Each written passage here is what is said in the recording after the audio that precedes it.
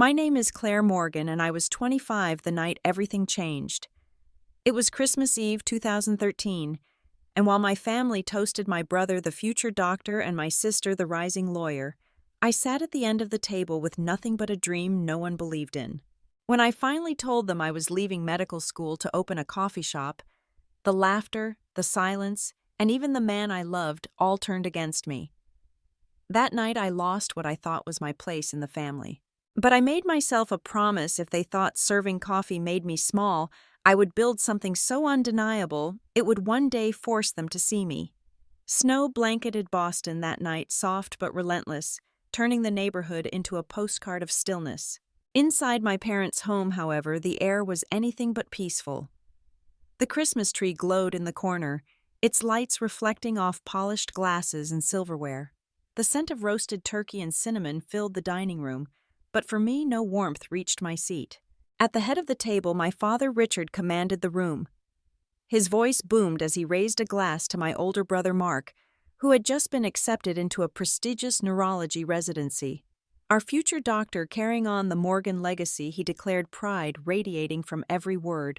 Applause rang out, and my mother Evelyn dabbed her eyes with her napkin. Then came Laura, my sister, the family's rising star-in-law. Father lifted his glass again, his tone swelling with certainty. Our brilliant lawyer destined for the top. More cheers, more clinking of crystal, more smiles shared across the table. I sat at the far end, my fork untouched. Their admiration passed around like gifts, each toast wrapping someone in pride, while I remained invisible. It wasn't new. I had always been the quieter one, the dreamer, but that night the weight of it pressed harder than ever. Then Father's eyes found mine. "And you, Claire?" His tone sharpened, no longer carrying even the illusion of encouragement. "What's next for you?" The room stilled. I drew a slow breath. "I won't be going back to medical school," I said. My voice was steady, but my heart pounded so hard I thought they might hear it. Forks froze mid-air. Even the fireplace seemed to quiet. "I've decided to use my trust fund to open a coffee shop." The silence that followed was heavier than his palm when it slammed against the table. Mark broke it first, letting out a short laugh. "A coffee shop, still serving coffee." "That's pathetic." The youngest in this family reduced to a barista. His chuckle was sharp, the kind meant to sting, and it landed exactly as he intended. Laura leaned back, her lips curling. "When failure comes knocking, med school might forgive a dropout. But don't expect anyone else to pick you up." Her voice was cool, rehearsed, like she was already delivering a closing argument. Father's face flushed crimson. He slammed his palm onto the table, rattling the glasses. "Do you have any idea how much we invested in your education? 4 years at Boston University wasted. And for what? To play shopkeeper." Mother pressed her napkin to her face, her shoulders trembling. But she said nothing. Her silence cut deeper than his anger. I looked around the table, and every gaze was heavy with judgment. Mark smirking into his wineglass, Laura shaking her head, Father glaring as though I had betrayed something sacred. And then there was Jason. Jason Reed, the man I had dated for 2 years, the man I thought I would build a future with. He sat beside me, his hands folded neatly on the table. Once his gaze had been my anchor in storms like this. Tonight, he wouldn't even meet my eyes. His silence spoke louder than any insult. It said, "I no longer believe in you." I swallowed, hard heat burning behind my eyes, but I refused to let my voice break. "I'm 25. The trust fund is mine to use. It's my choice." For a heartbeat, I thought my firmness might earn a fragment of respect. Instead, the silence thickened until it smothered me. Mark shook his head, chuckling under his breath. Laura crossed her arms tighter, her smirk like a seal on my defeat. Father muttered, "What a waste." Outside, the church bells rang faintly through the snow. Inside, Mark's laughter overlapped with the sound, a cruel counterpoint to a night meant for hope and unity. The contrast nearly broke me out there, a city rejoicing. In here, my family exiled me with nothing but their silence. I gripped the edge of my chair, grounding myself against the tide of humiliation. Every cruel word, every dismissive glance, every silence carved into me. But beneath the sting, something else took root. Resolve. That Christmas Eve, while others celebrated togetherness, I realized my path would be lonely. I had lost their pride, their respect, even the love I thought was mine. But the clarity that came with that loss was sharper than pain. The only way to silence them would be through success. And in that moment, as snow pressed against the windows and the bells faded into the night, I made myself a vow. If they thought my dream was beneath them, I would make it rise higher than anything they could ever imagine. The house had grown unbearably heavy after the dinner. Laughter had turned to silence, pride to scorn. I slipped away from the table, my steps echoing faintly in the hall.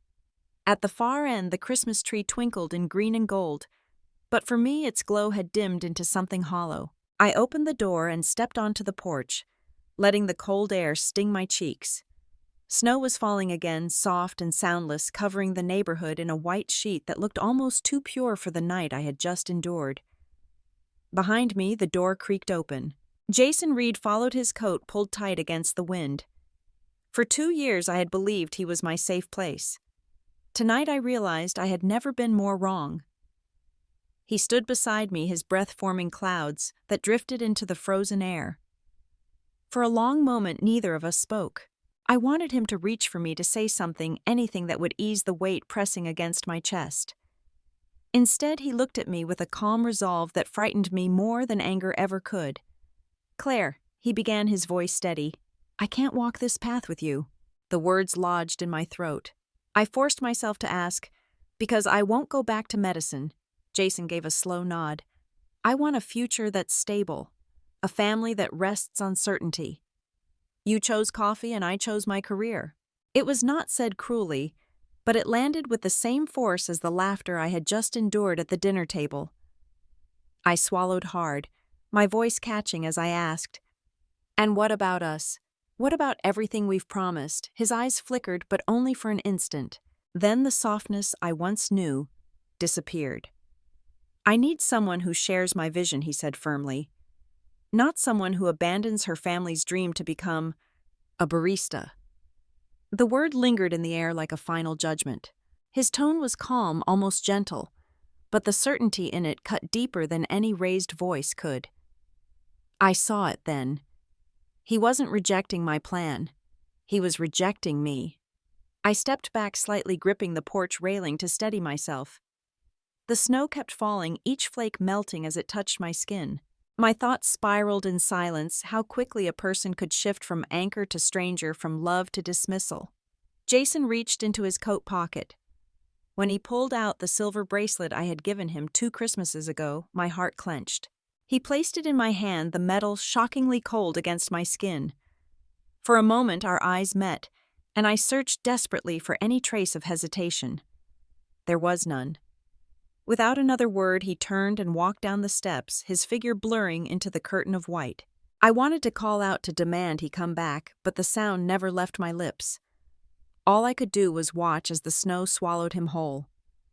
I stood there long after he had vanished. My breath rose in shallow bursts, the world around me blurred by the sting in my eyes.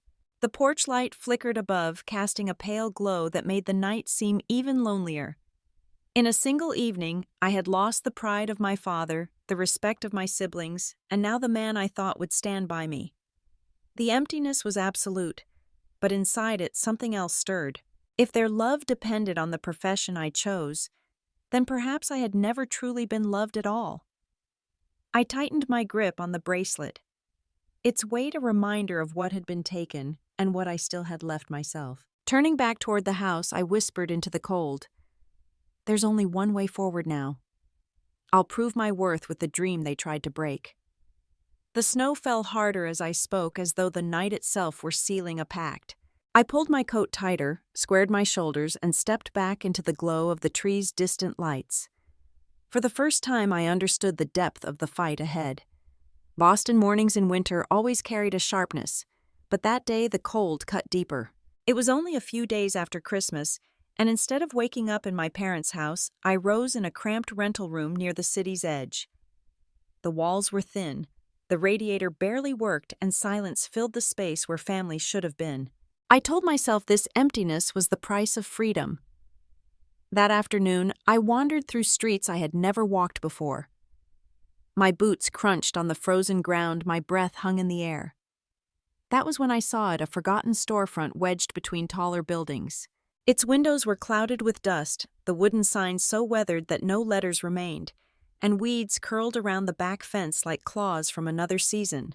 To most it looked like an eyesore. To me it was a door. I didn't see neglect. I saw the beginning of something I could finally call mine. Within a week I signed the lease. $180,000, my first withdrawal from the trust fund, slid from paper into bricks and beams. That money was no longer just numbers on a page. It was a foundation. I named it Story Grounds. The idea was clear in my mind. Every cup of coffee would hold a story, and every person who walked through the door would add a line to the book I was determined to write. But ideas don't move chairs, and dreams don't scrub floors. I had no one left beside me, and the work was heavier than I wanted to admit. My hands blistered from scrubbing shelves, and nights stretched long with doubts I refused to voice. Then one morning there was a knock at the door. David Lee introduced himself with a quick handshake, his eyes sharp, his voice curious. He had once studied engineering at Harvard, but had left after deciding that formulas on a board weren't enough for him. Through a local startup group, he had heard whispers of a woman trying to open a coffee shop built on science. He wanted to see for himself if those whispers carried any truth. He stepped inside and looked around. His gaze ran over the broken furniture, the dusty counters, the garden overgrown with weeds. Then he said flatly, "Honestly, this looks more like a scrapyard than a coffee shop." For a moment my breath caught. If the first person to set foot in this place saw only ruin, what chance did I have? I forced a dry laugh, but doubt pressed harder against me. Then David spoke again. "But I see potential. If you'll let me, I'd like to join you." I studied him, weighing risk against necessity. Could I trust a stranger with the little I had left? My heart wanted to say no, but my hands, raw from days of labor, whispered the truth. I couldn't do this alone. "Then let's build it together," I said finally. From that moment, the shop became our battlefield and our bond. I swept away years of dust while David fixed tables with careful precision. Together we hauled broken chairs out, backhammered loose nails, and replaced bulbs that hadn't glowed in years. The empty garden turned into a small patch of herbs, mint, lavender, rosemary, that would later flavor our drinks. With each repair, with each light that flickered on the space, grew less like ruin and more like home.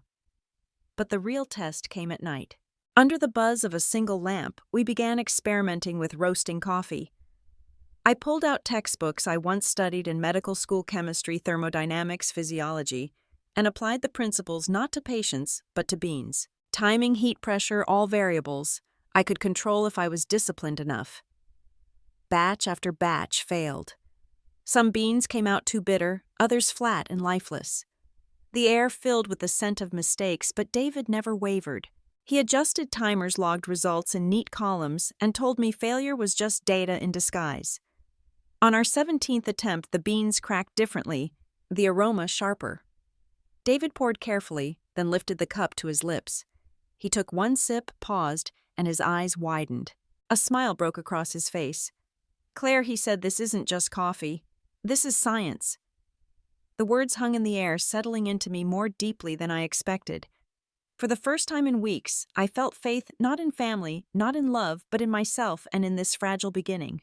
Days blurred into nights, and nights into mornings, but the space kept transforming. Dust gave way to light, silence, to laughter, ruin, to possibility. By the time the new wooden sign was mounted outside, freshly painted with 2 words, "Story Grounds," the shop no longer looked abandoned. That night I stood across the street.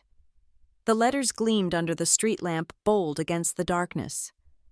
My breath rose in the cold air as I whispered to myself, "This is where my story begins."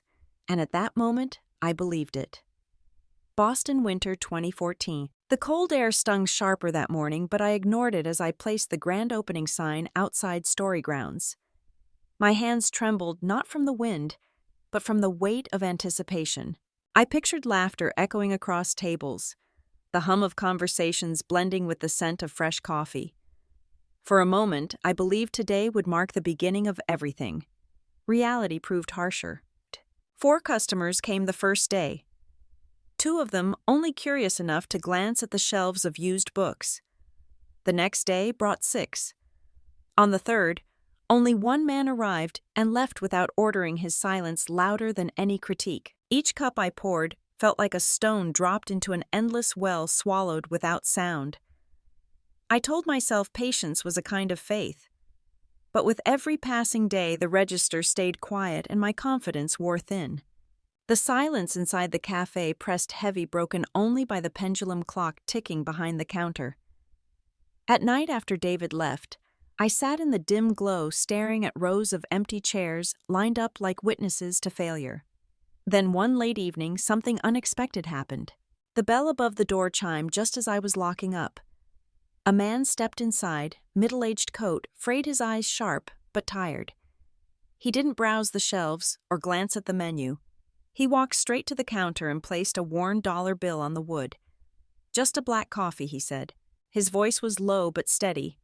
I brewed it quickly, sliding the cup toward him. He didn't linger, didn't speak again. He sipped once, set the cup down unfinished, and left. The door swung shut, the bell jingling in his wake. Confused, I reached for the cup, and that's when I noticed it. Underneath, folded small and damp with steam, was a scrap of paper. 3 words were scrawled in shaky handwriting: "Don't give up." I froze, staring at the note until the letters blurred. Who was he? Why leave this behind? I had no answers. Only a surge of something I hadn't felt in weeks. A reminder that someone somewhere believed there was reason to stay open. When David returned the next morning, I showed him the note. He studied it for a long time, then tucked it into the recipe book without a word. The gesture told me what I needed to hear. He believed too. Still, the days stretched heavily. Mark's messages arrived sharp as ever, little reminders that he hadn't forgotten my decision. "Hope you kept your med school notes," one read. I clenched, my phone heat rising in my chest, then shoved it aside. His laughter from that Christmas Eve dinner still echoed, but I refused to let it decide this chapter. One evening, when the last customer had gone, and silence filled the cafe again, I picked up my notebook. Instead of tallying meager sales, I wrote a single line in bold strokes. "Tomorrow I'll find them. If they don't come, I'll bring them here." The act steadied me. Words on paper carried more weight than doubts circling in my head. This cafe wasn't just a business. It was a fight for my name, my worth, and the dream they had dismissed as foolish. Later that night, as I stepped outside, Boston's streets lay buried under fresh snow. The wooden sign above my door creaked in the wind, its letters bold against the dark story grounds. I paused beneath it, the note in my pocket pressing against my palm. "Don't give up." I tilted my head back, exhaling into the cold air. The words weren't from my father or Laura or even David. They came from a stranger who saw something worth saving, even if he didn't stay to explain. That small act lit something in me. Not a blaze, not yet, but a spark. And as the snow thickened, blanketing the quiet city, I whispered to the empty street, "I won't." The sign swayed above me, stubborn and steady, glowing against the night. So was I. Boston, March 2014. Snow was melting into slush along the sidewalks, but the air still bit with winter's chill. Inside Story Grounds, the silence was sharper than the wind outside. 3 months had passed since opening, and my notebook recorded the truth in stark numbers. The bills outweighed the sales. David sat across from me, calm on the surface, but I saw the same unease in the way his pen tapped against the counter. We had worked tirelessly, testing roast levels, adjusting grinds, timing pours with the precision of surgeons. Each failure blurred into the next. But one night, after hours of tinkering, the beans cracked with a sound that stopped us both. The aroma was different, brighter, layered. We brewed in silence, poured and tasted. It unfolded slowly, smooth but steady, carrying energy without the harsh spike of ordinary coffee. David set his cup down, eyes widening. "This," he said, "isn't just coffee. This is the awakening." The name stuck. We knew we had something worth fighting for, though no one else in Boston had heard of it yet. Then came the rain. One afternoon, as streaks slid down the shop windows, the bell chimed. A young woman entered, shaking off her coat, her presence quiet but deliberate. She walked straight to the counter. The awakening, she ordered. My breath caught. No one outside our walls even knew the name. Still I brooded, each motion deliberate, my hands steady despite the tremor inside. She lifted the cup, took a slow sip, and smiled. Not politely, as with the genuine warmth that seemed to chase away the gray outside. She chose a corner table, scribbling notes. Into a small book, snapping photos of the cup, the shelves, even the faded sign by the door. My chest tightened. Was she dissecting flaws? Preparing to write us off? Before leaving, she returned to the counter. "This is wonderful," she said, "and the story matters just as much. Keep going." The bell rang as she disappeared into the rain. Her words lingered like a melody I couldn't forget. Days later, my phone lit up in the dead of night. Notifications flooded the screen, messages, emails, alerts I couldn't read fast enough. I opened one, then another, until the headline appeared, "The Awakening." A coffee that changes the game in Boston. The author, Sophie Carter, a lifestyle blogger with thousands of followers. The woman from the rain. She hadn't just liked the drink, she had declared it a revolution. By morning, the effect was immediate. Outside, a line stretched farther than I could see. Not a trickle of curious neighbors, but a wave of strangers with cameras and phones buzzing with anticipation. The modest wooden sign that once swung unnoticed was now the backdrop of 100 photos. Inside, the cafe came alive. Chairs scraped across the floor. Voices rose in overlapping layers. Cups clinked against saucers in a rhythm too fast to follow. Orders piled high, and my hands shook, not with fear, but with the rush of finally being overwhelmed by what I had prayed for. David moved like lightning between tables, sweat on his forehead, a grin refusing to leave his face. Over the noise, he shouted to me, "This is it, Claire. We've got them." I wanted to laugh, to cry, to freeze the moment forever. But another order rang out. Another impatient cough from the line, another cup to pour. The machine hissed beans, ground steam curled into the air. For the first time, the cafe's rhythm wasn't silence, it was life. Hours blurred. My apron was soaked, my hair clung damp to my face, my voice raw from calling names. Yet beneath the exhaustion, something glowed steady inside me, proof. By dusk, the line thinned. I leaned against the counter, sweat cooling on my skin, and glanced outside. Even as the light faded, people stopped to photograph the sign. Story Grounds had been invisible. Now it was a destination. Voiceover. After months of silence, one article lit a fire I could never have sparked alone. Story Grounds was no longer just a forgotten shop on a quiet street. It had become a place the city wanted to taste, to see, to share. And for me, it was the first answer to every voice that had doubted me. That night closed with an image burned into memory. Customers spilling onto the sidewalk, cameras flashing, laughter rising into the March air. Behind the counter, I tightened my grip on the espresso handle and whispered, not in fear, but as a vow. Now the real test begins. The summer of 2014 pressed down on Boston with heavy heat, but Story Grounds pulsed with life. Each morning before the sun rose, a line of customers stretched down the block. Newspapers called us the anti-Starbucks of Boston.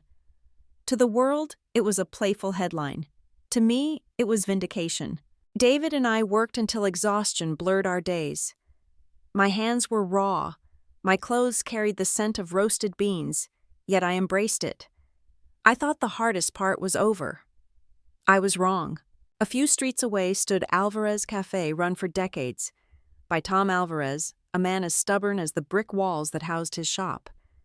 At first, we coexisted. But after Sophie Carter's article went viral, I noticed familiar faces missing from his tables and appearing in mine. Soon, whispers followed, anonymous reviews online accusing us of stealing methods of faking quality. The words carried the clipped rhythm of Tom's loyalists. I told myself it was noise. Competition always bred rumors. But then the mail arrived. Amid invoices and supplier notes, lay an envelope heavier than the rest. I tore it open and the world tilted. Summons. Trademark infringement. Plaintiff, Tom Alvarez. Counsel, Laura Morgan. My sister. The chatter of the cafe faded into a dull roar. Paper shook in my hands. Betrayal wasn't always loud. It could be a single name on a page. That night the phone rang. Laura's voice was calm, polished, stripped of warmth. "Claire, this is business. End it before you drag the family into more embarrassment." Her words landed softer than Tom's reviews, but they cut deeper. "Laura," I whispered, forcing steadiness, "you chose him instead of me." Silence. Then the line went dead. The days before the hearing weighed heavier than any shift I had worked. I smiled at customers, but inside I carried the familiar ache of standing alone. First Jason, then my parents, and now Laura. How many bridges would I have to cross without anyone beside me? The courthouse was sterile, humming with fluorescent lights. I walked in clutching my bag. Tom sat at the table, broad-shouldered, leaning back with a smirk that didn't bother to hide its satisfaction. Beside him, Laura in her navy suit, immaculate, her gaze fixed on her notes. She didn't look up, not once. I sat across from them, my palms flat on the polished wood to stop their trembling. My reflection looked pale, but my eyes burned steady. The clerk called the session to order. Laura rose precise and rehearsed her voice professional as she handed the judge a thick folder. To anyone else, it was just another case. To me, it was the shattering of something sacred. Tom leaned back, further arms folded as if my fight were nothing more than a minor inconvenience. And yet in that moment of collapse, something shifted inside me. Every slight, every dismissal, every betrayal had built me brick by brick into something unbreakable. Laura finally glanced my way. She didn't flinch. Neither did I. If they thought they could silence me with paper and ink, they had miscalculated. As the judge opened the folder, my voice inside cut louder than the courtroom itself. Story Grounds was born from ashes, and no one family or rival will bury it again. Tom's smirk deepened. Laura sat back down and the hearing moved forward. But I knew then the war had only just begun. After the first hearing, David and I buried ourselves in work. To customers, nothing had changed: the hiss of steam, the clink of cups, the chatter filling the air. But beneath it all, I felt something shift. It wasn't admiration I sensed anymore. It was an expectation, as if people were waiting for me to stumble. To steady the shop, we hired new baristas. Fresh faces, eager hands. Watching them learn gave me a flicker of relief. Maybe trust could grow again inside these walls. But trust, I soon learned, is fragile. One Thursday night after closing, I returned to grab a folder from the office. The hallway smelled of roasted beans, still warm in the air. I unlocked the door and froze. Mike, one of the new hires, stood at my desk. His phone glowed in his hand, its light falling across my leather-bound recipe book. The one place I recorded every experiment, every curve of roasting that defined Story Grounds. He slammed it shut, eyes wide. "I was just looking," he stammered. I stepped closer. On his screen glared a gallery of images, dozens of my pages. Looking, I asked, voice low. "Or stealing," he faltered, shoulders sinking. He didn't answer, but guilt said enough. Only one man had reason to want these secrets: Tom Alvarez. The office door swung open. David had come back for his jacket. He froze, taking in the scene. His jaw tightened. "He betrayed us," he snapped. "Claire, he's been working for Tom." Mike's voice cracked. I needed the money. They offered more than I'd ever make here." The words stung heavier than anger. First Jason, then Laura. Now this betrayal bleeding in from the very people I chose to trust. David's voice was sharp. "We can't keep him. If we let this go, we risk everything." For a moment, the room held three truths: Mike pale and shaking, David brimming with rage, and me caught between fury and something else. I remembered the nights I had been the one dismissed, written off, told I wasn't enough. And now here was Mike cornered with the same fear in his eyes. I steadied my breath. "Mike, You will never touch this book again. From now on, every shift you work will be under my eye. One word to anyone, and it's over. Do you understand?" Relief flickered across his face. He nodded quickly. David exploded. "Claire, you can't be serious." "After what he's done, I'm serious," I said firmly. "If Tom thinks he can break us from the inside, he'll learn that trust here cannot be bought." David shook his head. Disbelief clear and stormed out. The door slammed so hard the shelves rattled. The silence that followed was heavier than his anger. I told Mike quietly, "Go home. Tomorrow, we start again." When he left, I locked the recipe book in the safe. The click of the lock echoed louder than the slam of the door. For the first time, I understood this fight wasn't just about proving myself anymore. It was about guarding what I had built against rivals, against betrayal, against doubt. I sat in the office chair staring at the safe. Was I merciful or naive? Had I salvaged a loyalty worth keeping or spared someone who might betray me again? No answer came. Outside, the summer wind rattled the sign above the door. Somewhere in the city, Tom Alvarez was waiting with Laura at his side. My fight was no longer just against a rival cafe owner. It was against my own blood. I turned toward the darkened window. My reflection stared back, tired, frayed, but unbroken. And into the empty cafe I whispered, "They can take recipes. They can take loyalty. But they will never take my story." The scent of roasted beans lingered like a promise. The battles ahead would demand more than passion.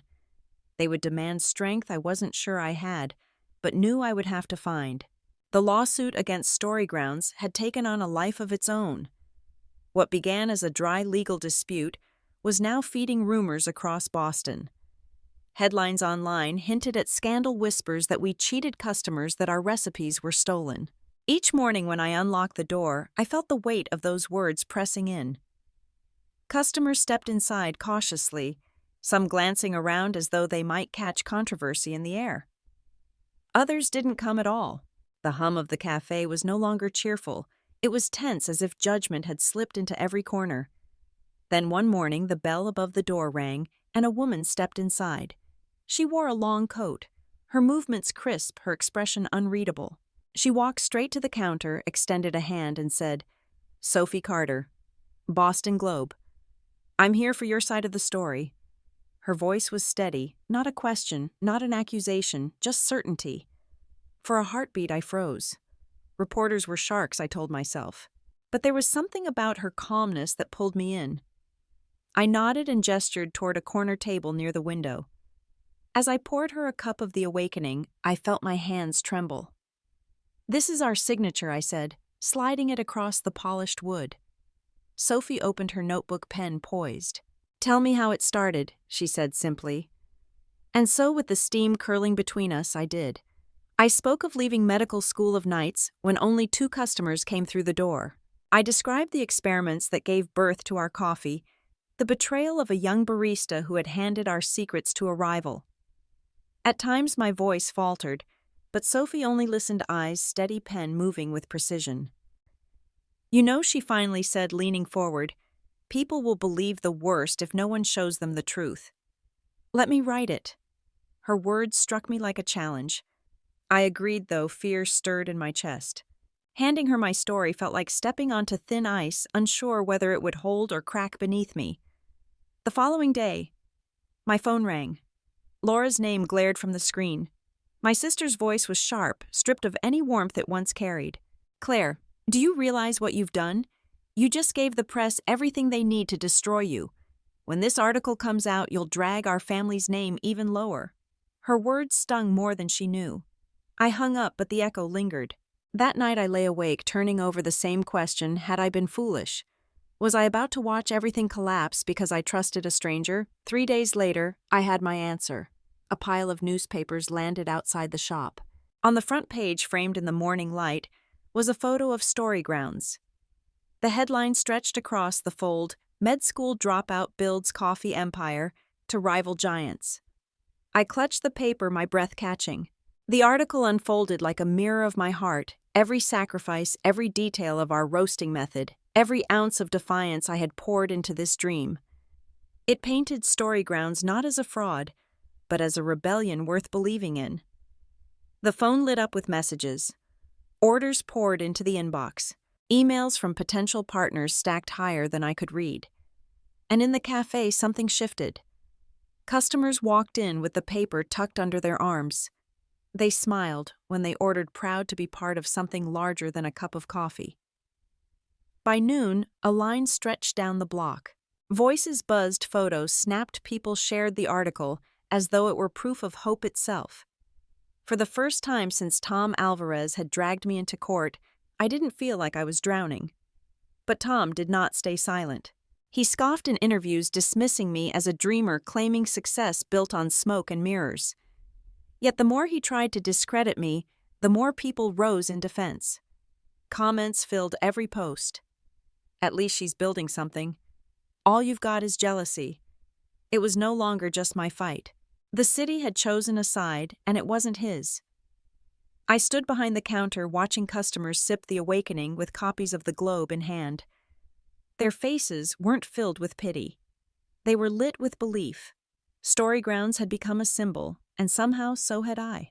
For years I had been told I was a disappointment, a dropout, a failure, a fool. But as I looked at the line curling past the window at strangers standing in the cold, because they wanted to be part of this story, I realized something had shifted. This was no longer about proving myself to my family. It was about proving that a dream, no matter how small or fragile, could stand against giants. Sophie Carter walked back in that afternoon, the edges of her notebook poking from her bag. She caught my eye and gave a nod, not a smile, not a congratulation, but something stronger, a recognition. And in that moment, I knew Tom might have lawyers. Laura might have the family name. But I had something neither of them could touch. I had the trust of the people walking through my door. The final image of that day stays with me. Customers clutching newspapers, the headline bold against the gray Boston sky. Their voices weaving together into something larger than gossip or doubt. For the first time, I wasn't invisible. I wasn't alone. I had become the center of a story that no lawsuit, no rival, no betrayal could erase. 2015 arrived with more than winter winds. Storygrounds. Once a struggling dream, now pulsed with life. Customers lined the sidewalk each morning, eager for a taste of the awakening. The small back garden had been transformed into an outdoor cafe where conversations floated through the air like music. Local papers called us Boston's new cultural landmark, a phrase that should have comforted me. Instead, it stirred an unease I couldn't ignore. I had fought too hard to believe success was permanent. Crowds could vanish as quickly as they appeared, and deep down I knew that staying still meant decline. One afternoon, while wiping down the counter after a busy lunch rush, the bell over the door chimed. A tall man in a perfectly tailored suit entered his presence, sharp, deliberate. An assistant followed close behind, carrying a leather portfolio. "Claire Morgan," he said, extending his hand with calm assurance. "Henry Chen, Horizon Ventures. We've been following Storygrounds. What you've built here has the potential to be much more than a neighborhood cafe." The assistant placed the portfolio on the counter and opened it. My eyes fell on a number that nearly stole my breath: $30 million for 40% of Storygrounds. David, just coming in from the storeroom, leaned over my shoulder. "Claire," he whispered, eyes wide, "this is it. We could expand. Dozens of shops, maybe across the country. Imagine people everywhere telling their stories over our coffee." I said nothing. My hand rested on the thick paper, but hesitation coiled in my chest. $30 million was more than I had ever imagined. Yet a warning rose inside me: at what cost? That night the papers lay spread across my kitchen table. I stared at them long into the dark, unable to rest. Jason's words replayed in my mind. I need someone stable. I saw Laura standing across the courtroom, her voice cold as she spoke against me. I remembered Mark's laughter, sharp as glass. This deal would silence them all. Proof that I had been right. But another thought followed, heavier. If Storygrounds became a chain stripped of its character, would I be proving anything at all? David was overjoyed. "Claire, this is what you dreamed of. Don't let fear blind you. With Horizon, we could take this nationwide. I looked at him carefully. And what happens if Storygrounds turns into just another brand, another chain with no soul? His face tightened, but he didn't answer. I realized then that for him, growth itself was the dream. For me, it was always about meaning. The signing came quickly. Henry arrived at the shop in the morning, composed and confident, the portfolio in hand. Customers filled every seat, laughter and conversation weaving around us as if unaware of the decision being made a few feet away. Claire Henry began, "Horizon doesn't invest to erase. We invest to amplify. We believe in what you've built.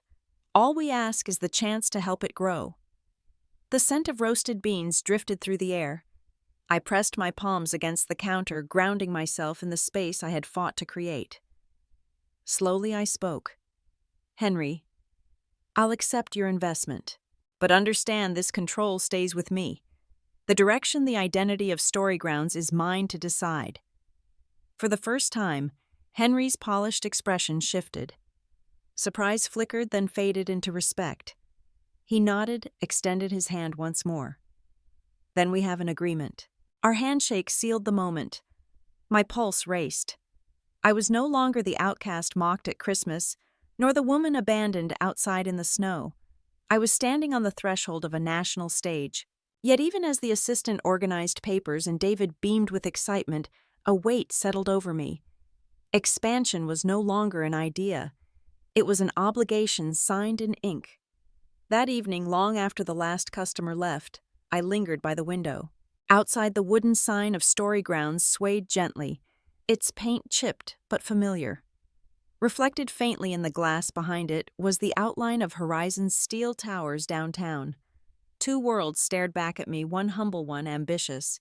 Both are now bound to my name. I locked the recipe book in the safe, the metallic click echoing in the quiet shop. Betrayal had taught me to guard what mattered. Ambition would now test if I could protect it. Voiceover. I once believed my greatest enemy was the family who doubted me. But when money came, I saw the truth. The fiercest battle isn't against mockery or rivals, it's against the temptation to lose yourself. This time I chose both growth and authenticity, and the real game was only beginning. As I turned off the lights, the Storygrounds sign reflected once more in the glass. Faint, steady, defiant. A reminder of where I started and the challenge of where I was heading. By 2020, Storygrounds had become unrecognizable from its fragile beginnings. After the partnership with Horizon Ventures growth moved at a pace I could barely process. Within 3 years, more than 200 cafes carried our name, stretching from Boston to Chicago, each built in a space others had abandoned. We chose carefully. An old library shelves polished and filled again. A theater whose curtains had long gathered dust, now alive with conversations, instead of applause. Even a train station where silence had replaced the rumble of departures was turned into a gathering place. Every location became a chapter, another way of telling people that their city still had stories worth saving. Customers loved it. They didn't come only for caffeine. They came because they wanted to belong to something that felt human in a world rushing faster every day. The press caught on. "The woman rewriting America's coffee culture," one headline said.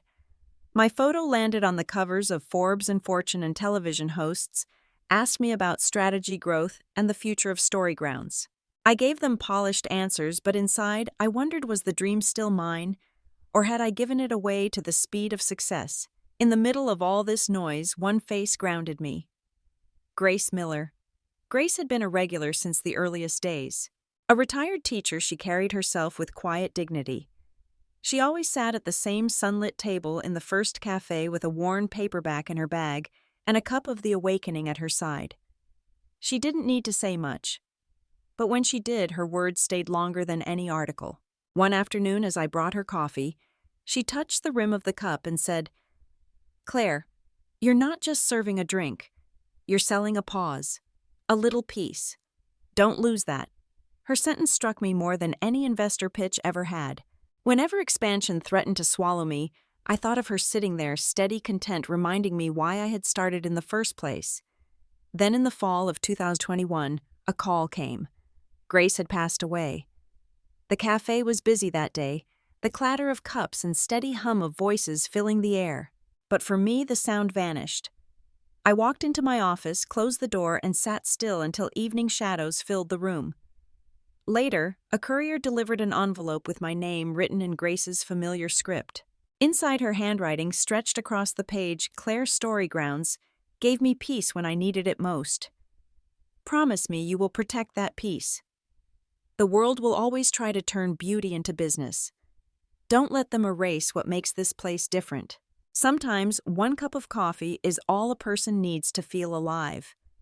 I read it again and again until the ink blurred. I had built hundreds of cafes, but at that moment I realized the value of Storygrounds wasn't in numbers. It was in the quiet comfort it had given to someone like Grace, and I could never bring her back. The next week I returned to work. I smiled through interviews, approved new leases, even posed for another magazine shoot. But each time I walked past her empty table, the absence pressed harder than the weight of any success. News traveled quickly through the industry. Almost in the same breath, I learned that Tom Alvarez, the man who once dragged me into court and mocked Storygrounds as a passing fad, had filed for bankruptcy. His cafe, after more than 2 decades, was closing forever. I couldn't resist driving past. The windows were covered in dust, the lights out. The sign once bold above the door had been removed, leaving only a pale outline on the brick. For a moment I felt satisfied. Years earlier, Tom had tried to bury me. Now, his own work lay in ruins, while mine stretched across states. But the feeling dissolved quickly. Victory over Tom felt empty when Grace was gone. Success couldn't erase the sharp truth loss teaches more than triumph ever could. That night I brought her letter back to the first cafe. I placed it in a wooden frame and hung it above her table. Customers noticed. Some paused to read, some simply sat nearby in silence. They understood. Her words belonged not just to me, but to everyone who entered Storygrounds. Forbes could call me an architect of culture. Investors could call me a sharp businesswoman. But Grace's letter called me something else, a keeper of meaning. Voice over growth gave me recognition. Loss gave me perspective. Grace reminded me that Storygrounds was never about profits. It was about people and the moments they carried away from our tables. No matter how wide we spread, I could not let that truth vanish. The chapter closed quietly, not with applause, not with charts of revenue, but with her words glowing beneath cafe lights, a reminder that behind every headline was a single table, a single story, and the promise never to forget. 12 years had passed since that Christmas Eve in 2013, the night that branded itself into my memory. Storygrounds.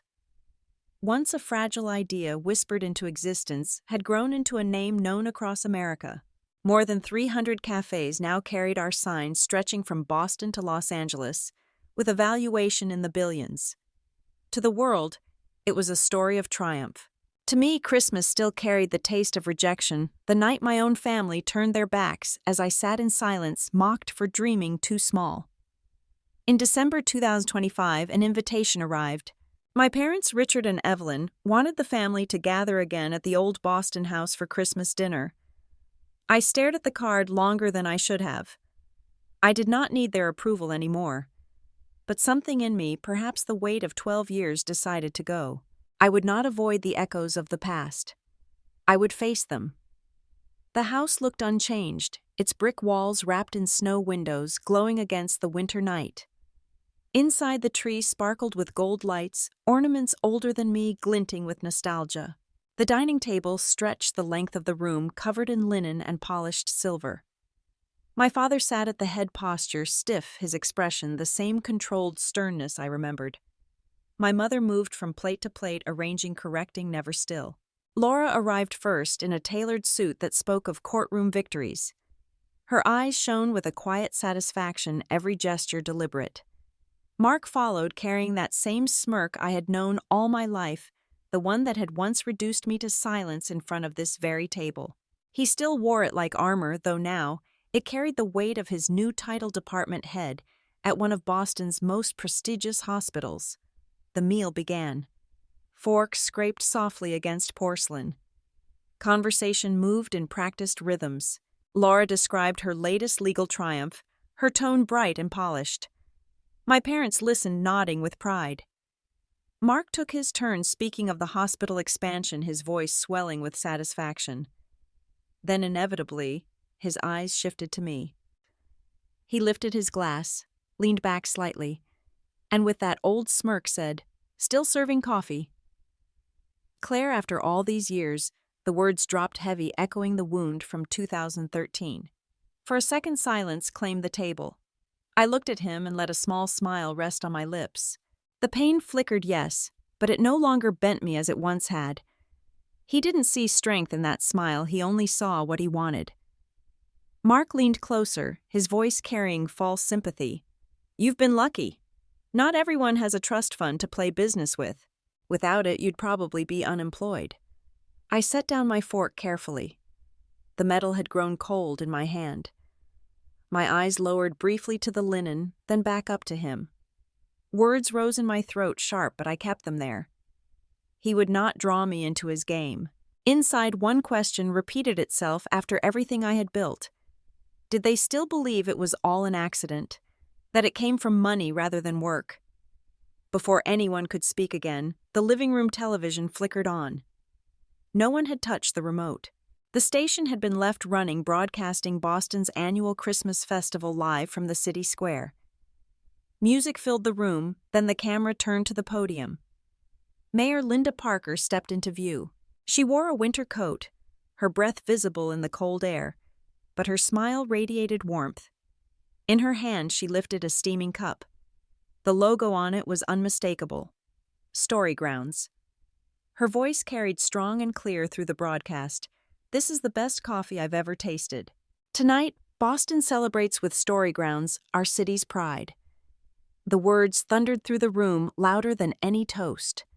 I watched as my father's hand jerked his glass, landing hard against the table, the sound sharp in the silence.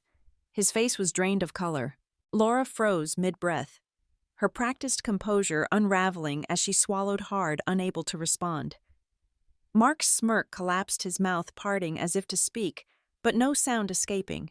His eyes widened, fixed on the screen where the mayor held up my brand to thousands gathered downtown. The camera panned across the crowd, cheering beneath the city lights.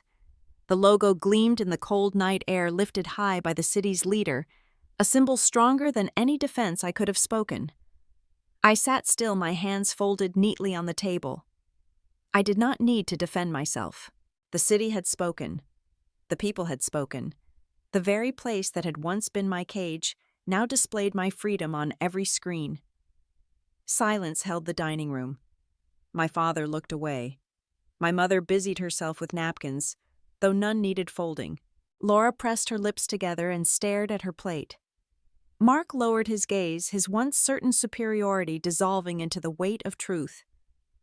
I let the quiet stretch, let it press against them the way their silence had pressed against me 12 years earlier. This time, I was not the one diminished. I was not the one unseen. Voice over. 12 years ago, I sat at this table and heard only ridicule.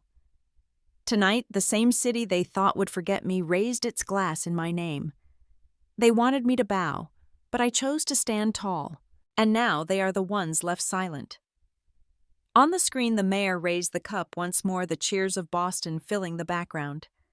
The Christmas lights shimmered across the glass, casting golden reflections across the room. At our table, no one spoke. The only sound was the celebration outside, carried into the house by a television broadcast that had arrived like fate itself. I looked once more at the screen, the crowd, the cup, the lights of the city I had built into my ally. Then I turned back to my family, their silence heavier than any insult. The chapter of humiliation was closed. The story had shifted, and for the first time I was no longer waiting for their recognition. I already had it beyond these walls, across an entire country, and written into every corner where Story Grounds now lived. The glow of the television lingered, washing the room in light. And in that silence, I knew this was the Christmas I had been waiting for. The house was still after Christmas dinner, but silence can be louder than words. The mayor's praise for Story Grounds still played in my head, her voice echoing through the television while my family sat frozen. For once, it wasn't me who carried the weight of shame. It was them. When the plates were cleared and the small talk dissolved, I lingered in the living room. The Christmas tree glowed softly in the corner ornaments catching the light. It reminded me of another Christmas 2013 when I walked away from this house broken mocked for daring to dream.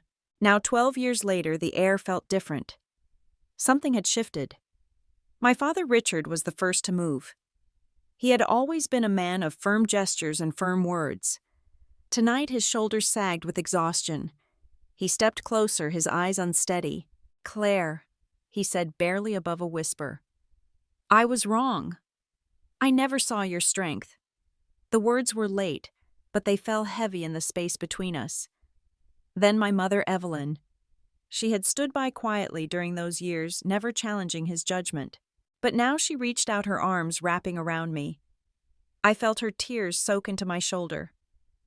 "I should have said this long ago," she murmured. "I am proud of you." Her voice cracked, carrying the weight of years unsaid. Laura, my sister, stood with her arms crossed, her suit as crisp as her reputation. For a long moment she didn't speak. Then her expression softened. "Perhaps I believed too much in rules," she admitted quietly. "Justice isn't always written in contracts. You prove that." And Mark, my brother, the same man who laughed at me on Christmas Eve 2013, who lifted his glass tonight to mock me again. He sat in silence, eyes fixed on his untouched wine. His smirk, the one that had followed me for years, was gone. He didn't apologize, didn't even look at me, but the silence was louder than any words. It was a defeat. For a moment, I should have felt vindicated, but inside a strange emptiness stirred. Why did it take the mayor's voice, the city's applause, to make them see me? Why had their love always been conditional, dependent on my success instead of who I was? I thought of the people who had believed from the start, David, who worked beside me when the shelves were nearly bare, my staff who chose loyalty when others tried to buy them, and Grace Miller, whose framed letter still hung in the first cafe. "Promise me you'll protect the peace of this place," she had written. They had been my family all along. I rose from the table without another word. I didn't argue or explain. I simply picked up my coat and walked toward the door. Behind me I heard half-finished apologies, but I didn't look back. Outside, the Boston air was sharp and clear. Snow dusted the sidewalk, glowing under the lamplight. As I stepped onto the street, I noticed a figure across the road. Jason Reed, the man who once told me I wasn't stable enough, who walked away the night I needed him most. Now he stood silently, his coat buttoned against the cold, his gaze fixed on me. His eyes carried something: regret, maybe recognition. He didn't speak. He only gave a small nod, a wordless acknowledgement that came too late. I held his gaze for a moment. The memory of that night in 2013 returned the sting of his departure, the loneliness that followed. But the weight of it no longer crushed me. His silence no longer mattered. I nodded once, then turned away. His chapter in my life was finished. By the time I reached Story Grounds, the first shop on Tremont Street, it was late, but the cafe was still alive. Light spilled onto the snow, and inside tables were filled with people. Laughter mingled with the scent of fresh coffee. It was the same hum of warmth that had carried me through every storm. I slipped behind the counter, tying an apron with practiced ease. A young woman approached, her cheeks flushed from the cold. "Can I try?" "The awakening?" she asked. I smiled. The grinder whirred, steam hissed, and the fragrance rose. Pouring the drink, I set it gently on the counter. She took the cup, her eyes brightening as the warmth reached her hands. In that small exchange, I felt something settle inside me. This was what I had fought for, not headlines, not numbers, but moments like this. On the far wall hung Grace Miller's letter framed in wood. The ink had faded slightly, but the words were clear. Sometimes one cup of coffee is all a person needs to feel alive again. Customers often stop to read it. Tonight I watched as a couple paused, nodded, and smiled at each other before sitting down. Grace's voice lived on in this place. As I looked around the cafe, I realized the truth. Revenge was never about humiliating those who doubted me. It was about thriving despite them. It was about building something they could not take away. My family's words. Laura's admission, Mark's silence, Jason's nod. None of it mattered as much as this room filled with people who chose story grounds. Recognition had come, but not from those who once withheld it. It had come from the city, from strangers turned into community, from every person who found peace in a cup we served. 12 years ago, I was mocked for serving coffee. Tonight I pour it still not as proof of failure, but as proof of endurance. Revenge is not always loud. Sometimes it is quiet, steady, written in the lives we touch. They wanted me to bow my head. Instead, I raised it.